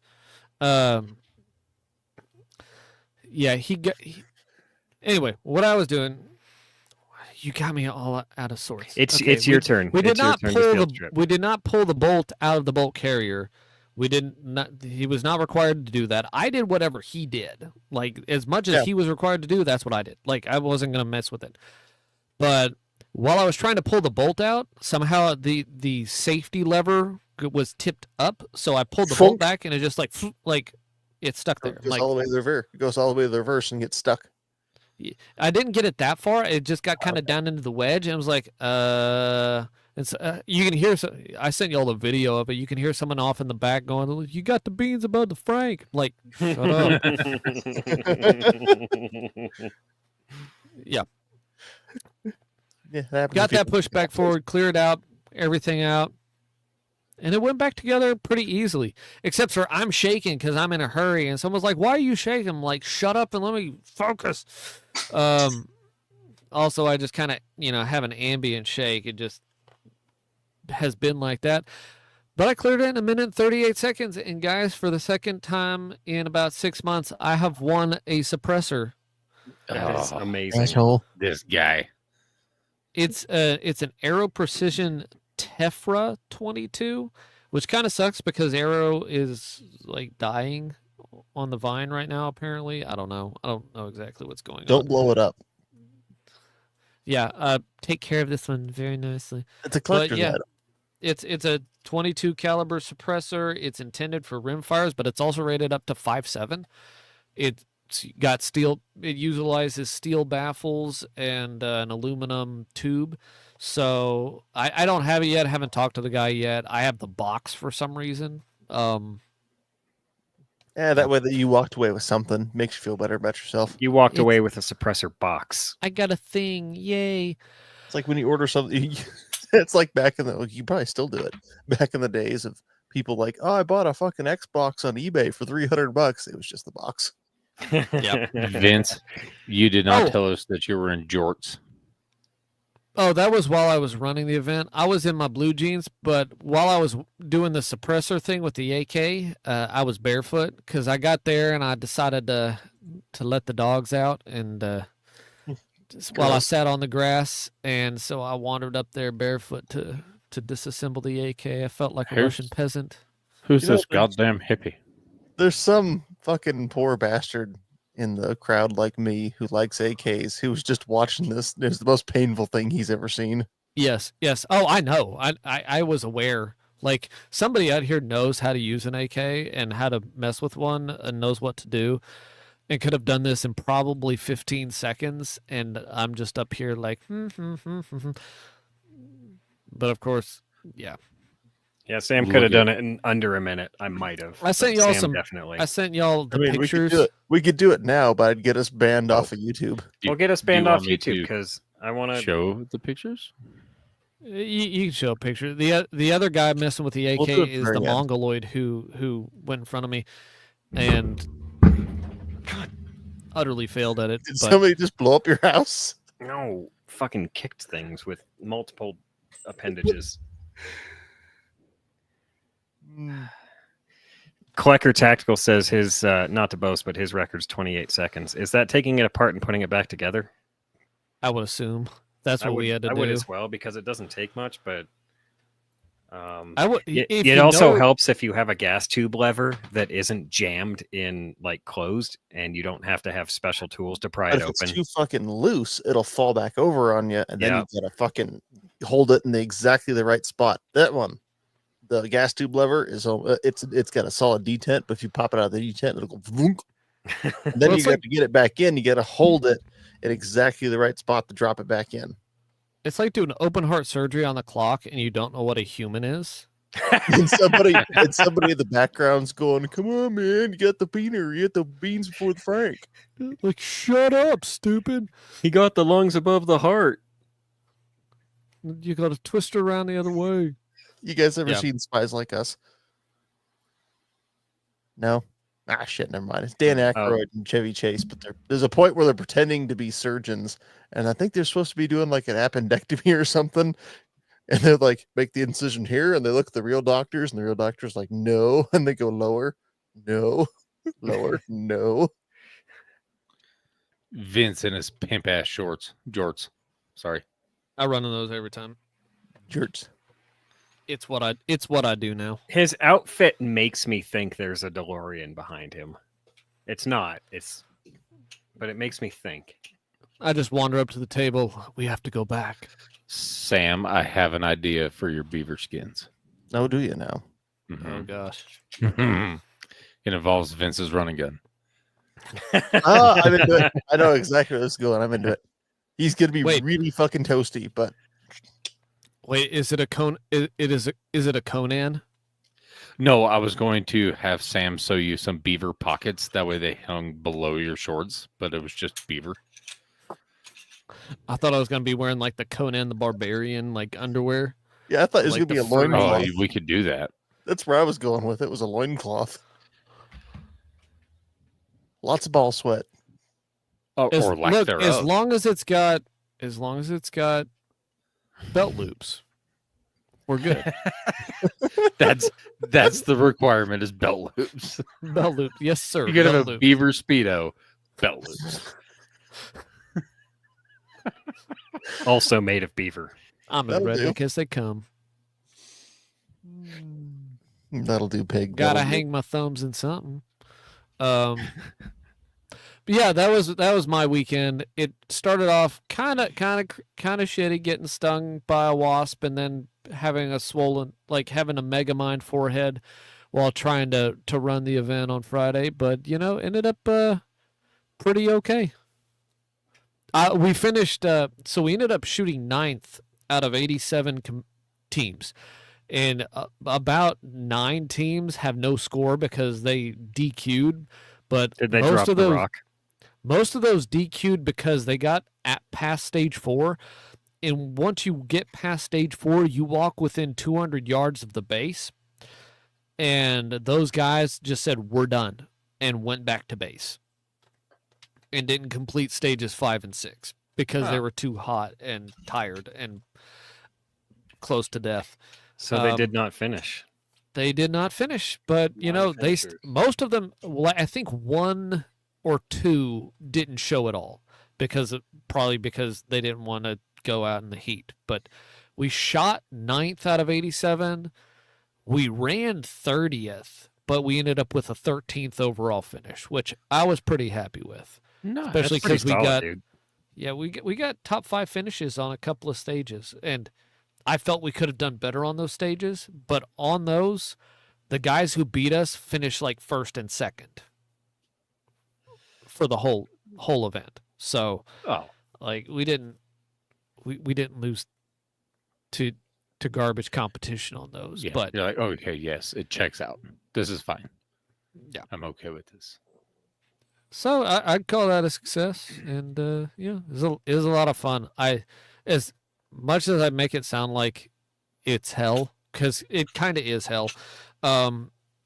It's a fun kind of hell that I choose to do on purpose, specifically and intentionally.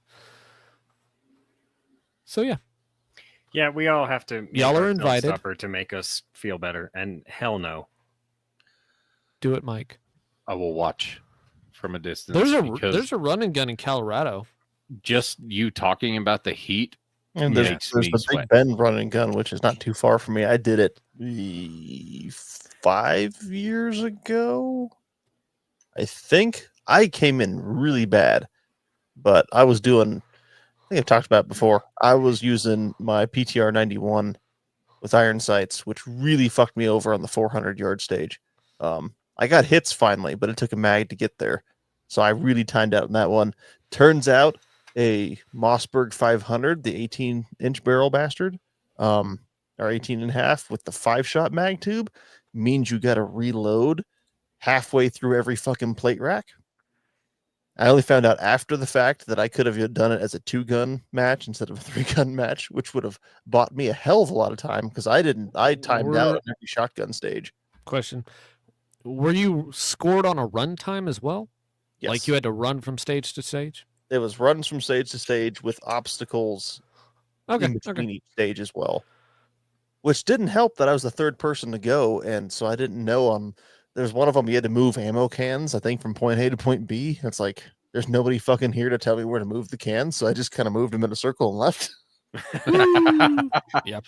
And one of them was like Uh, a head drag, and then there was another one that was like a fucking monkey bars, and you had to do it all wearing all of your stuff, and so on and so forth. I came in out of 150 people. I think I came in right in the middle of the pack, or something like that.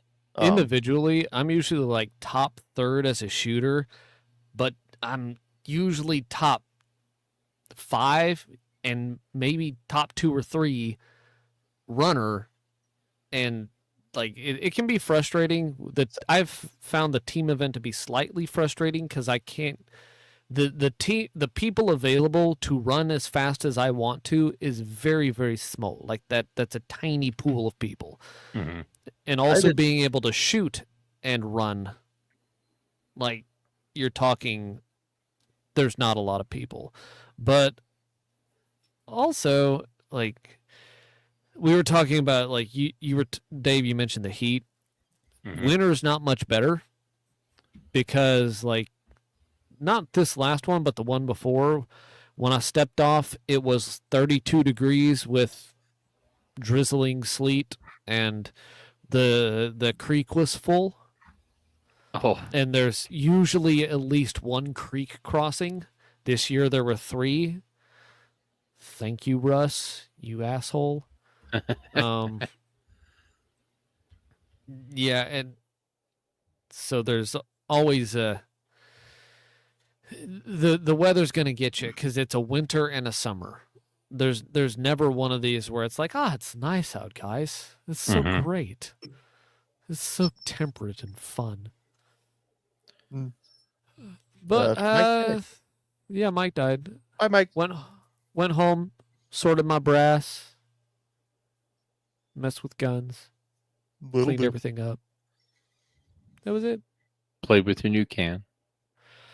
No, Not just the yet. box. I got to talk to the guy. He's supposed to call me. If he hasn't called me by next week, I'll probably give him a call, see what he wants to do.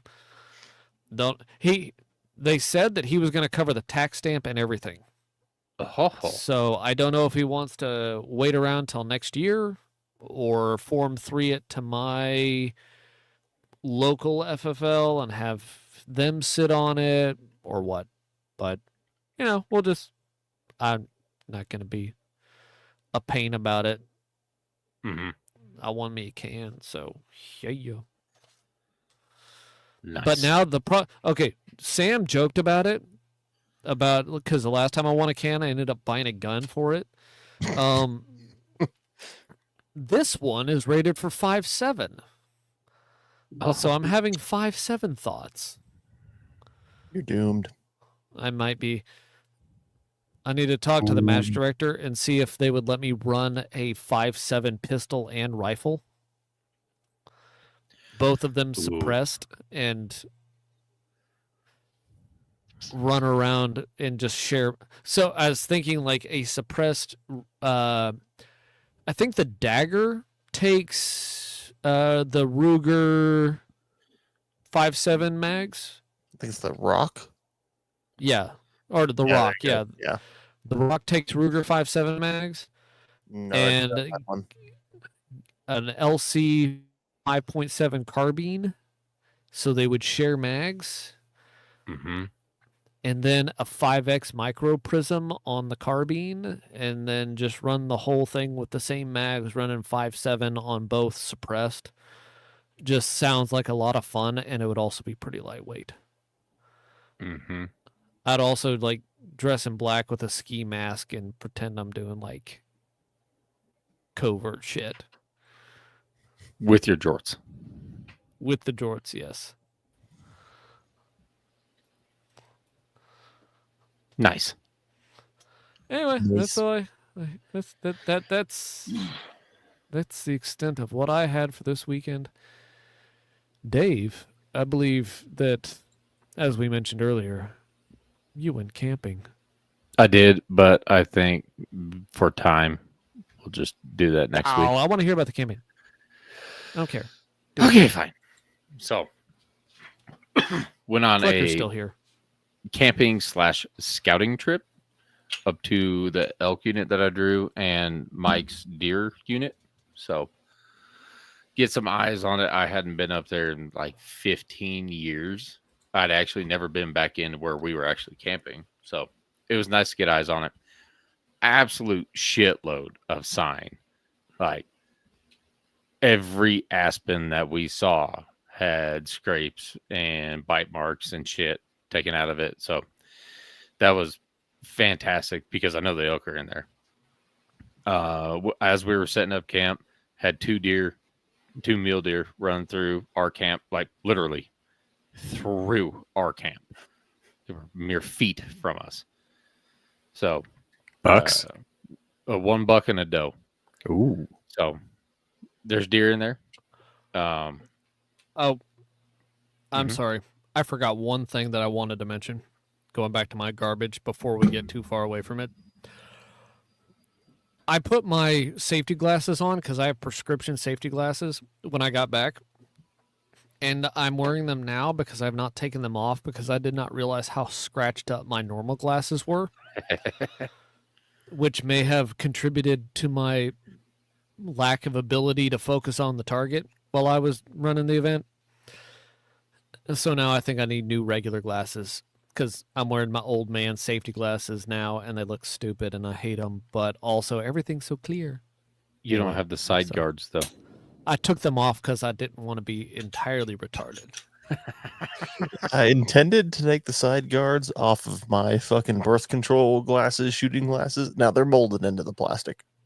Oh, Mine were not. It's fine. Anyway, mule So- deer running through camp. Continue. yeah. Got camp set up. It was me, my wife, my kids, and then my parents. So we had everything set up. It came in and rained, like just after we got everything set up, which was fantastic because I really didn't want to be setting shit up in the rain. Yeah. So everything was good. Rained a little bit. Went for a little drive. I have never seen so many enduro dirt bikes in my entire life. It turns out that we were camped off of the enduro highway, it would appear, because I bet 100 of them bastards drove through. But went for a little drive. Was pretty skinny little trail from a new pickup. I was like, oh my God, I do not want to pinstripe this fucking thing.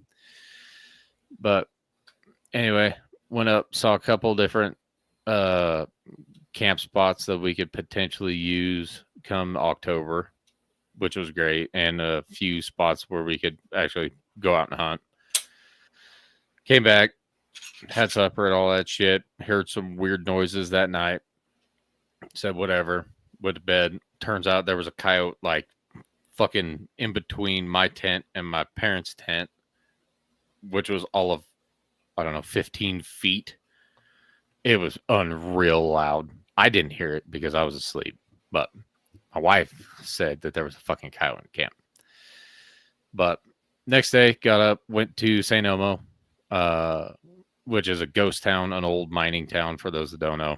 And my kids got to feed chipmunks out of their hands. And they had a fucking great time. Well, while we were over there, we decided to go up Granite, which is the same area that Sam went last year. And did you drive through the town of Granite and then up around the edge of that hill to get back in there? Hold it. Are you talking about where I got stuck or where I ended up? Ish. No, I can't. I came up. I mean, when I was going up north where I got stuck, I was coming south up through Buena Vista. Oh, okay. Gotcha. Well, we went through Granite, and to get back into the hunting area, you have to drive along. Wait, no, Granite. Yep, that's the little town Yeah. I went through before. I went. You either take the high road where it's gonna Yeah. fall off, or you take the low road where you're gonna get hit by the fall off. And if there's a turnoff around County Road 397 Uh-huh. that goes really fucking steep up a hill. Yeah. That's the hill I took where halfway up. I'm like, I should turn around. This probably isn't the right spot. So And then didn't. we took the high road, and it is a fucking goat trail. If you don't know, Yeah, you I were- made that mistake on the way in. On the way out, I took the low road. yeah. Always So take it the is low road. High road. super fucking skinny. It is a path carved out on the side of a hill, and it is fucking river and railroad tracks below you, and above you is old mine tailings and all Mhm. kinds of shit. So we get through there. It's getting pretty tight with the brush, and we're going around some shit. My wife's like, "Oh my god, whatever is out that window is not my business," because she's flatlander, not used to the mountains. And we're tootling along, and we get back up to where we're just starting to actually get away from the edge of the hill and head up into the mountains. And the brush is just fucking, and my parents' pickup is in front of me, and they're just surrounded. And they get on the radio. They're like, don't know if you want to come through here. I'm like, nope. So turn around, head back out the same way we came. Still all the sketchy ass shit, but this time my wife is on the cliff side, not the hillside. So yeah, she's just will not look out her window the entire time. Finally get back down, head back to camp. And when we get back to camp, because off a dirt road, we were, I don't know, 8 miles in off the highway to where our camp spot was. And off the dirt road, you could see every fucking pinstripe on my new pickup from where we drove through the brush to get up to where we were turned around at the brush. Yeah. And she was fucking pissed. But anyway, she did find out that hot dog grease will take out tree limb scratches All on her right. new pickup, because we had hamburgers and hot dogs, and she was like, okay, good. So it's not that bad. It's looked not fucking- actual gouges in the paint. It looked fucking terrible, but it's not that bad. But woke up next morning, me and my stepdad, we went, and after breakfast, we went and drove around. Oh, I did not mention this. Probably this is my kids' first real camping trip, like tent camping. And they had the most glamping camping experience I think they could have. I mean, they had cots, air pads, warm tent, a microwave, service, so they could play on their phones and their tablets and all that shit. And I was like, this is not roughing it at all, children. But anyway, we take off and we drive around a couple other areas. We drive down a road that we should not have fucking been on, because it's rough. It was a good time. Like, my wife would have shit her pants if she had been on this road with us, because I'm hanging out the window and I'm spotting. I was like, you got a little bit more on my side, but other than that, you're out. But because we're on the same like style of cliff, where it's just a trail cut in the side of a hill, but this time there's rocks on the inside, so it tips you outside. So you're just kind of with the shape of the hill. Mm. it was a good time. Mm. But It's always a better time in somebody else's truck. yeah, I felt so bad. I'm like, dude, we can turn the fuck around. Don't tear your shit up. We got to drive this home. And he's like, oh, it's fine. Fuck him. Bouncing through shit. But get through all that, see a shitload more camp spots. Saw a certified hippie camp. Like there was a dude wearing all black with a fedora and a sleeveless button-up shirt and combat boots, walking around like he ran the show. But his friend, who looked like an actual presentable person, probably funded everything.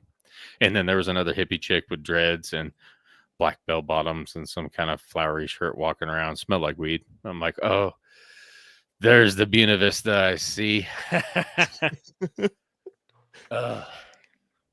But anyway, saw a bunch of camp spots, looked at some elk ground, drove through, and went up and around, but dirt roaded pretty well from Buena Vista all the way to the other side of the mountain range, south of Fairplay, where we were camped, and we never touched highway. But saw a Oh, so shitload you came through what, like? of 4 mile. Okay. Yep. I'm familiar then where you were at. I was on Mhm. I was on the other side of the mountain range. So we Yeah. were like on the south end of the mountain range, and then we drove up to like the middle east. So guess you you are could you say. planning on hunting on the Fairplay side? A little everything. Okay. So All right, fine. Yeah. Did you see any bears? See any bear sign? Any bear shits? I'll get to that. So we I get can be excited. we get back to camp, and we fiddle fuck around for a little bit. And just before we started making supper, I was like, I want to go up this other road that is like right. Our road forks. Like one fork goes to our camp, the other fork kind of dead ends on this loop. And I was like, I want to see where this loop goes. Maybe there's an easier access point for come winter, if we get snow, or if it snows before, or if it snows while we're there, if it's more accessible to get in and out of camp to where we're not snowed the fuck in. So we head up there, and this son of a bitchin' road is almost pristine, and it's right along the top of a ridge, and it takes you up. Our camp was like right at 9,800 feet above sea level, and this road takes you almost to 11,000. Oh, And damn. it's you get up on top, and it's just fucking open. There's one big ass tree to the east, but other than that, it is open. It is like a glassing dream. And that's the video that I sent you guys. Mm-hmm. But I could almost see 11 Mile from there, because Mike and I were in the same area at the same time, just 40 miles apart. Should have waved to me. I'd be like, "Hi, Dave." I was trying to find you in my spot and scope. I'm like, I'm gonna find this son of a bitch because I know that fucking Prado. But got up there, and it was awesome. But came back down, had supper, went to bed. Well, started going to bed. I was always the last one up because I'm finishing a beer. But sitting around the campfire, and I'm putting the campfire out, and I hear something, and it's like where we're camped is kind of on like a little ridge in between two big ridges. So it is to the west, it's downhill. To the east, it's downhill. To the north, it is like straight the fuck up a hill. And then to the south, it is like a little hill. So that's where the road was to the south. Big hill is to the north. And I'm putting the fire out, and I'm kind of sitting there waiting for shit to crackle and bubble and shit. And I hear, bruh. And I'm like, oh, that sounds like what I heard on the first night. And we deemed it to my kids watching Garfield. However, I do not remember that noise being on Garfield. But I'm like, yeah, sure, whatever. 20 seconds later, I hear, brr. And I'm like, oh, okay. And it's moving. Like it was northwest. Now it's just like straight north. and then I hear brr, and it's like northeast, and then it's brr, east, and I'm like, oh, that is a bear, and that is a bear on a fucking mission. Dave's And- on the phone with Kenji, like, "Hey, can you give me that 357?" So I'm sitting there and I'm listening for it, and I'm like, okay, I'm not fucking around with this if it's going to come into camp, because the wind was out of the west, so it's blowing east, and this bear's headed east, and if it wins any of us or the food or anything, he's going to try to circle back around.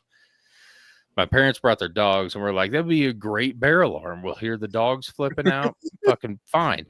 Them dogs didn't make a goddamn peep all fucking weekend. We had coyotes in camp. We had a bear on the first day. Nothing second day. Third day, fucking bear in the camp. Quiet. Just chilling. Yeah, they talk mad smack till they get to the hood. Yeah. And so I go and I grab my Glock, because it's the only gun that I have with a weapon light. And I go traipsing around the east side of our camp. I was like, if this bear is coming up, I'm going to be able to see it, and then I can deal with it from there. Never ended up seeing it. Never heard it again either, which I was glad for. So crawling in the tent, and I start texting on my phone, and I'm texting my wife, who's laying right next to me, and she's like, "Who are you texting?" I'm like, finish texting what I'm saying, and I show her, and she's like, "Why are you texting me?" And then I point to what I typed, and she's like, "There's a fucking bear outside." Which, bad move on my part. But I did not want the ass eating that was going to come if the bear showed up. Why didn't you fucking tell me? I tried to tell you. So, yeah. So I'm texting her so we don't alert the kids that there's a bear outside, right? And she's like, "There's a bear?" I'm like, The "Yes, kids are there's like, bear? There's a fucking bear, but it's fine. It's going away from us. I don't think it's circled back, but I'll stay up for a little bit." And she's like, "What the fuck do we do?" I'm like, I will fucking handle it. I will handle it. Well, all this time, my daughter is laying right next to me, and she's like, "There's a bear?" I'm like, "No." No bear. And so I crash. My wife keeps waking me up. She's like, "Don't fucking go to sleep." I'm whatever. So I crash. My daughter, the little shit, pretended she was asleep and was scratching the fucking tent. Like, and my wife freaked the fuck out. She was like, "Oh, it's just Awesome. Addison." And then woke up the next morning, and my daughter is like, "Yeah, I was awake. I was just seeing if I could scare you." And I was like, "Oh my God, you." Oh, I was fucking mad. Murder. So did not have to shoot a bear, but I was armed to the teeth to do it, because I did not realize how many guns I had brought camping. Yeah, don't shoot my bear, Dave. So It's my bear.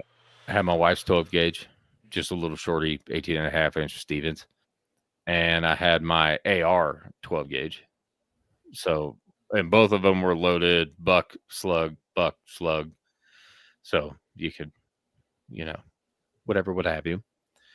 And then You just have to go giggity giggity giggity giggity giggity giggity giggity whenever you pump that Yeah. shotgun. Like, Yeah. Then I had my AR, because it had illuminated reticle and 30 rounds, not 5.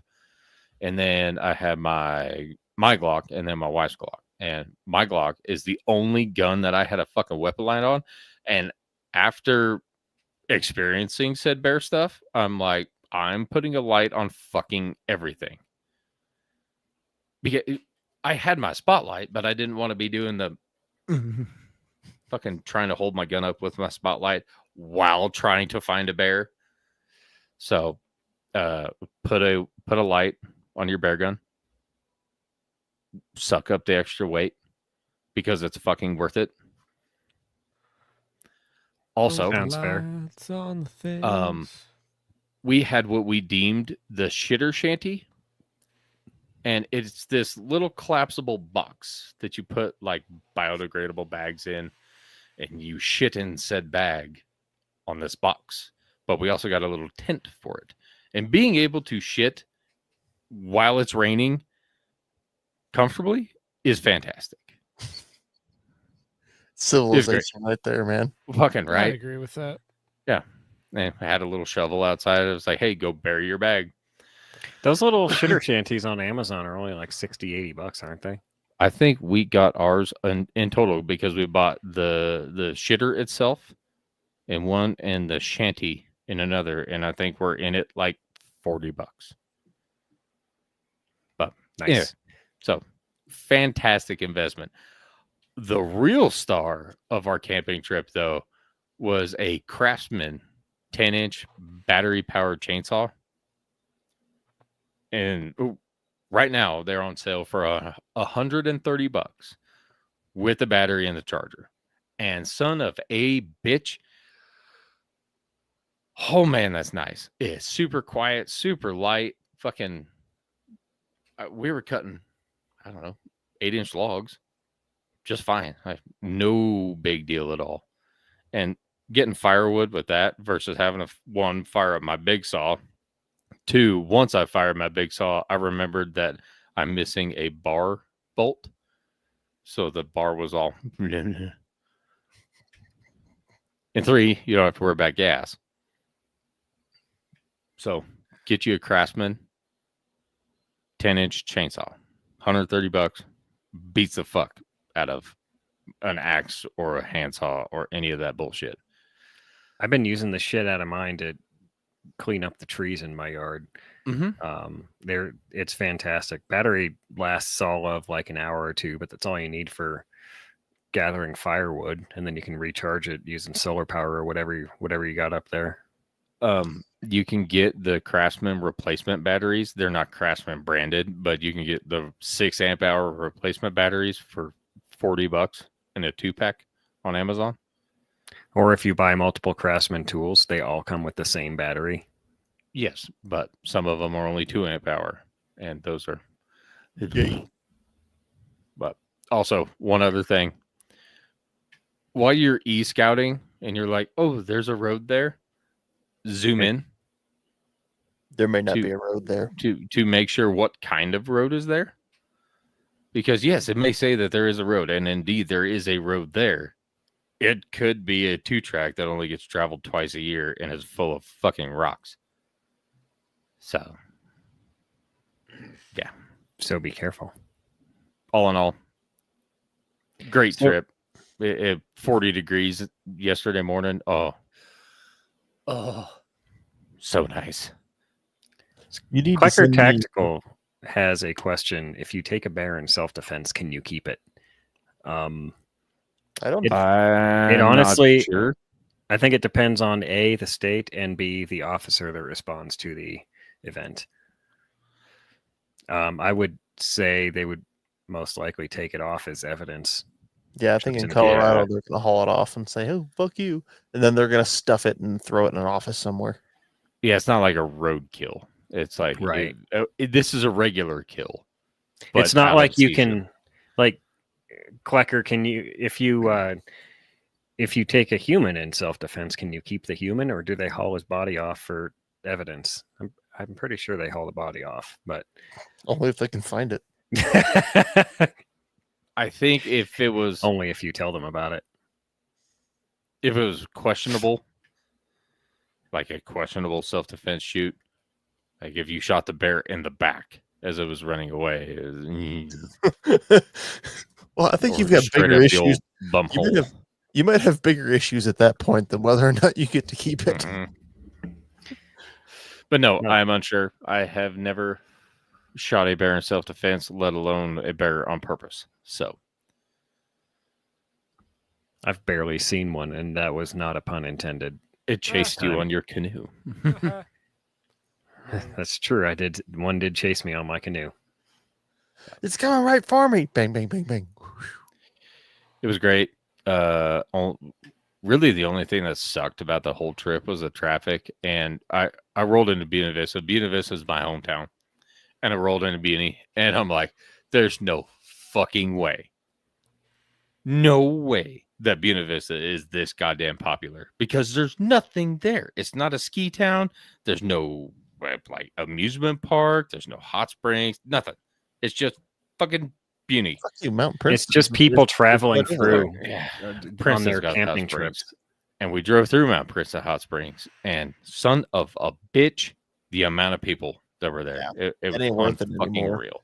Mount Dude. Princeton used to be like a little fucking hidden gem nobody Mhm. knew about, and that's not the case anymore.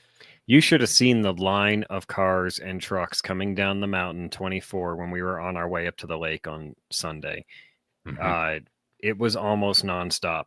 The only times it did stop were the 3 times I actually had the opportunity and barely enough room to pass somebody who was like, I had a VW bus going 20 under the speed limit. I had another, I had some other guy with a boat on top of his car going 25 under the speed limit, to the point where after I passed the VW bus caught up. And I was like, this is terrible, man. But yeah, I don't know what it is, if it's just the population growing and people more and more just That's why I'm moving to Wyoming. Nobody fucking lives there. Fucking stupid. The yeah, traffic until they was start ridiculous. moving up there too. They better move in a lot of them, because fuck it, man. You turn right at a Rock Springs to head north, and suddenly there's not a fucking soul on the road beside you. It's like, whoa, it's fucking fantastic. That would be nice. Maybe I can convince my wife. We'll see. Stay away. It's my town. You're not allowed to I'm move not there. going to Pinedale. Maybe Montana. Gay. Oh, one of the things the kids had to get used to, again, on our camping trip, was them all sharing one seat. So they were touching and they could hear each other breathing. And apparently that was an issue. But no, new pickup did great.